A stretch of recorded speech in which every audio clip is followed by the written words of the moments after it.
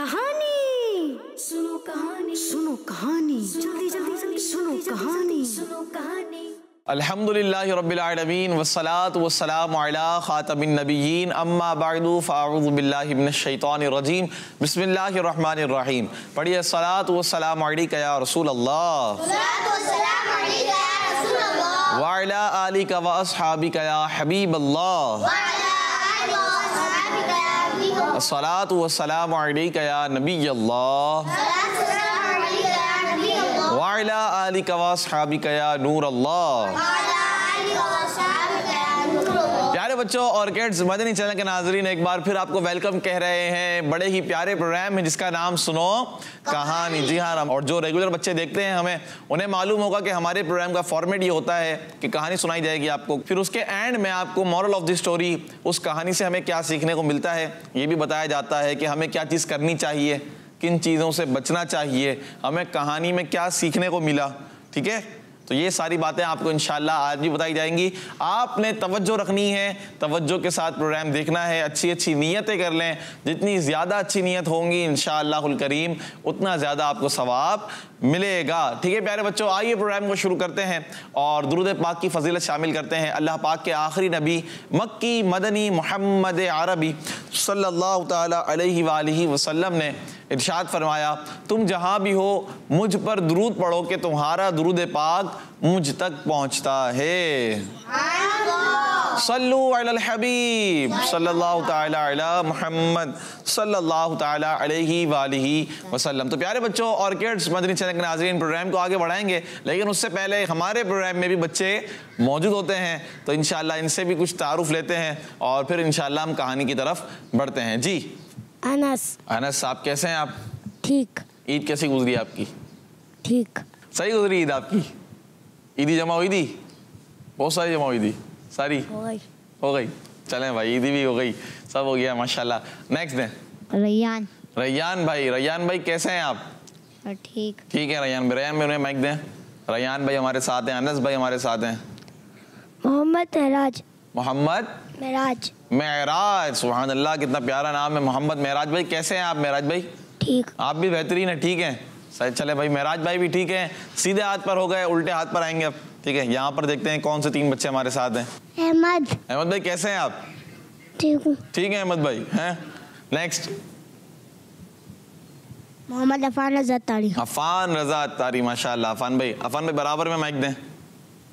सैयद मोहम्मद जुनैद भाई तो होते हैं माशाल्लाह, शाह साहब भी हैं, सैयद साहब हैं, जुनैद भाई हमारे साथ होते हैं प्रोग्राम में। तो प्यारे बच्चों आइए प्रोग्राम को आगे बढ़ाते हैं और आज जो कहानी हम सुनने जा रहे हैं बड़ी ही इंटरेस्टिंग है, प्यारी है और एक सहाबी रसूल रज़ी अल्लाह ताला अन्हो का वाक़या है। उनके बारे में इंशाल्लाह हम एक कहानी सुनेंगे। पहले मैं आपको कुछ बातें बताऊँ। देखिए प्यारे बच्चों, हमारे जो नेक लोग थे पहले, जिसमें सहाबा कराम भी शामिल हैं, उनके बाद ताबईन भी हैं, तबा ताबईन, यानी ये वो हस्तियां थीं जो एक बेहतरीन लोग थे। कौन थे ये? बेहतरीन। इस्लाम के अंदर, दीन इस्लाम में बेहतरीन एक लोग गुजरे हैं। तो प्यारे बच्चों, सहाबा कराम रज़ी अल्लाह ताला अन्हुम ये अल्लाह पाक की बारगाह पे दुआ किया करते थे। जब भी इन पर कोई परेशानी आती, कोई मुसीबत आती, ये अल्लाह पाक की बारगाह में खड़े होकर नमाज अदा करते थे। इस तरह ये अपनी परेशानियों को दूर किया करते थे। आज भी हम एक ऐसा वाक़या सुनने वाले हैं, एक सहाबी रसूल रज़ी अल्लाह ताला अन्हो के बारे में। इन पर कैसी परेशानी आई, कैसी मुसीबत आई, वो कैसे दूर हुई, किसने मदद की। आइए कहानी शुरू करते हैं, फिर इंशाअल्लाहुल करीम आपको मालूम होगा। प्यारे बच्चों, एक प्यारे से सहाबी रसूल रज़ी अल्लाह ताला अन्हो हैं जो कारोबार किया करते थे। क्या किया करते थे? बिजनेसमैन थे।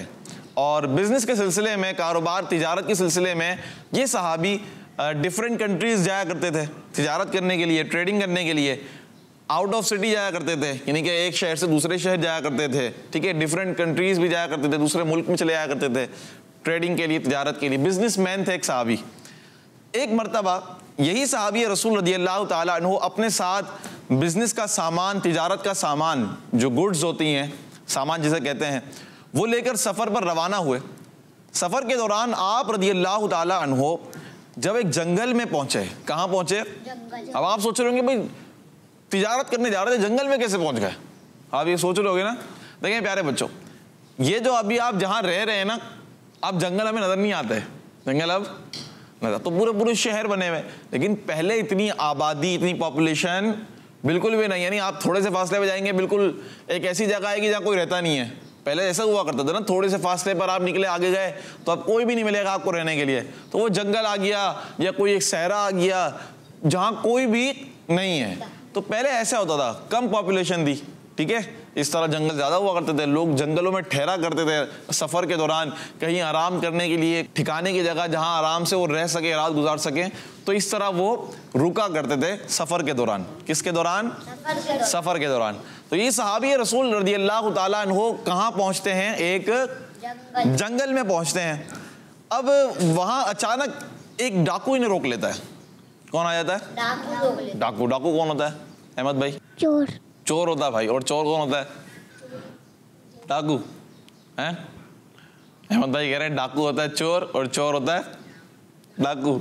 चले सही है, आप तो समझ जाएंगे, इतना ही समझ लें आप लोग कि डाकू एक तरह का चोर होता है। क्या होता है? एक तरह का चोर। तो अब वो डाकू रोक लेता है उन्हें और कहने लगता है कि अपना सारा जितना भी सामान है, ट्रेडिंग का, गुड्स जितने भी हैं, वो सारे मुझे दे दो, मुझे दे दो और मरने के लिए तैयार हो जाओ।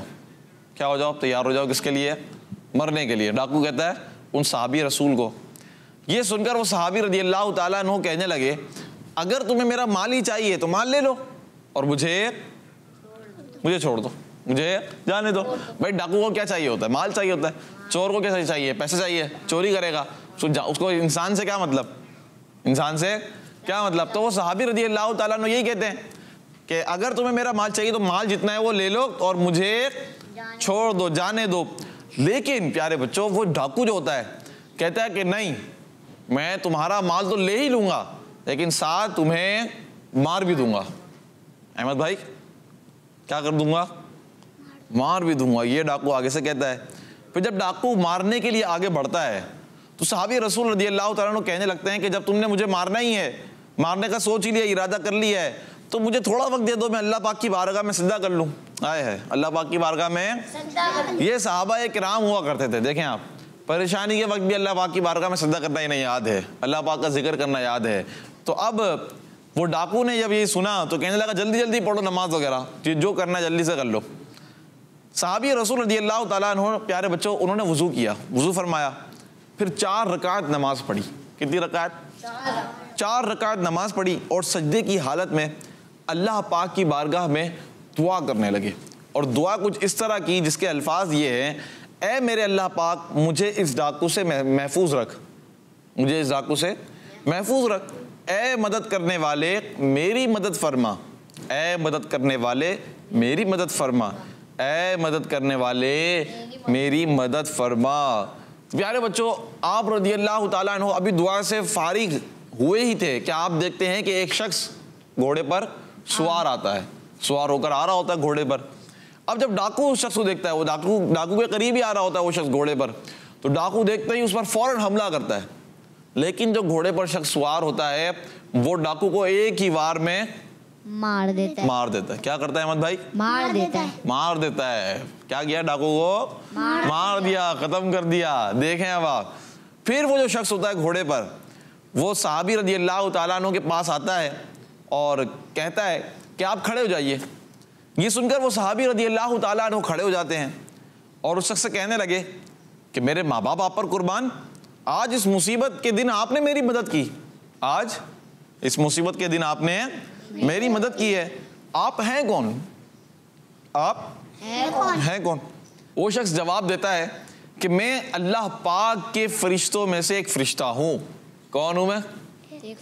एक फरिश्ता हूँ, अल्लाह पाक के फरिश्तों में से एक फरिश्ता हूँ और चौथे आसमान से आप रज़ी अल्लाह ताला अन्हु की हेल्प के लिए आया हूँ, मदद के लिए आया हूँ। कहाँ से आया हूँ? चौथे आसमान से आया हूँ।